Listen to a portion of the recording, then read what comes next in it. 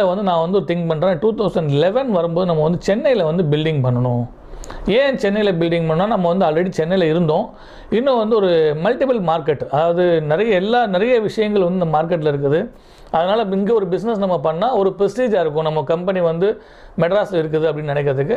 So இதில் வந்து பார்த்திங்கன்னா 2010 டிசம்பர் 27 வந்து ஆலியா ஃபவுண்டேஷனுங்கிற ஒரு கம்பெனிக்கு வந்து அவரும் என்னோட ஃப்ரெண்டு தான், மிஸ்டர் மூசா. அவருடைய பில்டிங்கை நான் ஃபஸ்ட்டு சென்னையில் பண்ணுறேன்.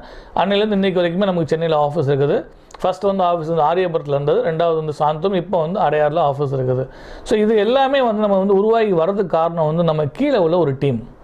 இப்போ நான் சொல்லிக்கலாம், நான் வந்து ஒரு இதை வந்து ஒரு ப்ரொப்ரேட்டர் இருக்கிறேன் அப்படிங்கிறது. ஒரு லீடர் என்ன செய்யணும்னு சொன்னால் நிறைய லீடர்களை உருவாக்கணும். அவர் தான் வந்து ஒரு சரியான லீடர்.